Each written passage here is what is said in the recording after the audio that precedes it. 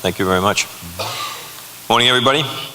I don't know if A123 Systems makes advanced lithium-ion battery storage systems for transportation, for electric grid, and for some consumer applications. But I thought that this morning I would maybe give a little perspective on kind of where we've come and our position and where we think we are with respect to this vehicle opportunity as an industry and as a company. We started out almost 8 years ago. We had 7 people. We had raised $8 million in private financing, and we had some technology we licensed from MIT with a couple of prospects for applications for the technology. Our principal thought at the time was that we were going to change the game for consumer electronic devices like cell phones and laptops. And the technology was a very novel, we call self-organized battery technology that would quite radical new look at the way of making batteries. It didn't work out according to plan. Relatively shortly thereafter, we found out they weren't organizing themselves the way they were supposed to. Yet-Ming Chang is here today, the inventor. He doesn't like when I say that, but it's a general idea. So we went to plan B, and that's another bit of technology from MIT. And what we saw there was that we could make what I call traditional lithium-ion batteries, batteries that have exceptionally good weight, power to weight, and energy to volume capacity, but we could do it with some improved characteristics on the power of the battery, the life in terms of cycle life and aging, and safety of the batteries overall in comparison to previous generation technologies. There was no market 7 to 8 years ago, or no significant market anyway, for transportation for batteries on large scale, so we turned to power tools, and we teamed up with Black & Decker to create batteries for cordless power tools that would have 4 times the power of the previous generation technology they had employed, and we had a successful commercialization effort. We did some work with making Prius conversions, taking existing hybrid cars out of Toyota and converting them into a plug-in hybrid 3.5 years ago, and today we've built maybe 600 or 700 of those. They're driving around, they're a great demonstration, and for us it was to prove that you could make plug-in hybrids work, that they were efficient, that they did in fact deliver better fuel mileage, and that they were reasonably reliable in the sense that we could make them run for years, and we've done so with, today we've got over 1 million miles on that fleet. They're very closely watched with quite a few of them have monitoring devices on them, and the results have been, of course, up to what the expectations were, I'd say.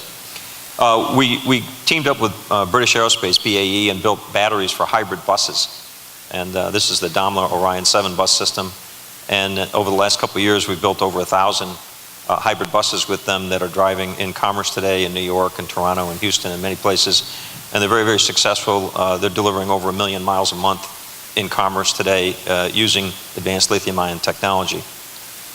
Over the course of time, things did change. The war, the price of oil, the recognition of the impact of climate change, driving regulations, improving in requirements, improving in fuel mileage on the vehicle makers, reduced emissions and the like, have been driving car companies, I think, to really step up their activities. And in that same time period, we've changed quite a bit as well. We now have 1,700 employees operating in Europe and Asia and the United States.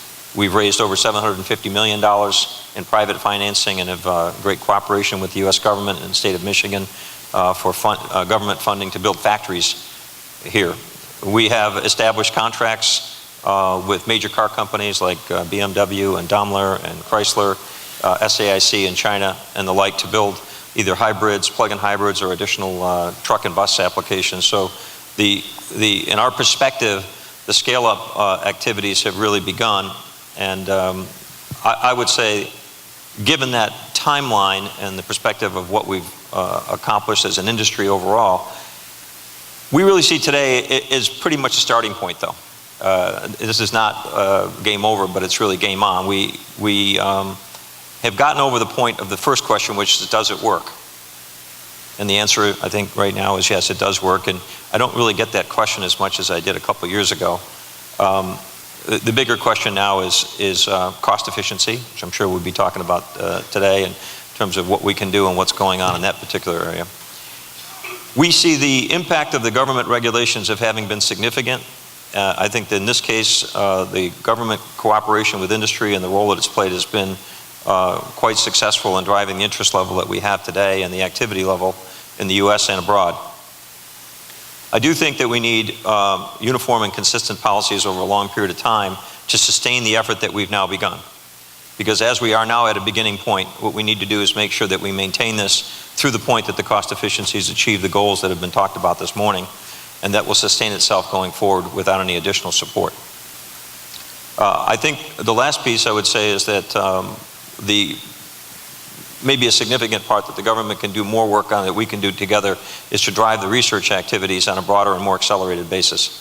I believe that for the industry to achieve the cost objectives that we all desire, the minds of many working at a higher rate than we currently are right now could be employed to drive down costs and improve efficiency overall.